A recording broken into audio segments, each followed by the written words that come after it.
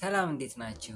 የደም ግፊት መድኃኒቶን ጀምረው አቋርጠዋል ወይስ ደም ግፊት እንዳለቦት ተነግሮት መድኃኒት እየወሰዱ አይደለም? ዶክተር ልሳን ወርቅ ሚኪያስ ነኝ። ዛሬ ደም ግፊት መድኃኒትን በስነ ስርዓት አለመውሰድ የሚያስከትለውን ችግር እንነጋገራለን። አንደኛ፣ የልብን የሚመግቡ የደም ስሮች መዘጋት ወይም ደግሞ ሀርት አታክ። ሁለተኛ፣ ጭንቅላትን የሚመግቡ የደም ስሮች መዘጋት ወይም ደግሞ ስትሮክ።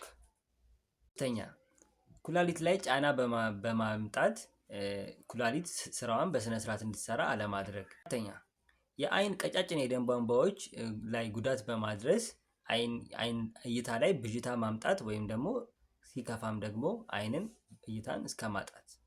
በመጨረሻም ሐኪሙን ሳያማክሩ የደም ግፊት መድኃኒቶን መዋጥ ማቆም ወይም ደግሞ መጀመር እያለቦት አለመጀመር፣ እነዚህ ከላይ ዘረዘርናቸውን ጉዳቶች ያመጣል።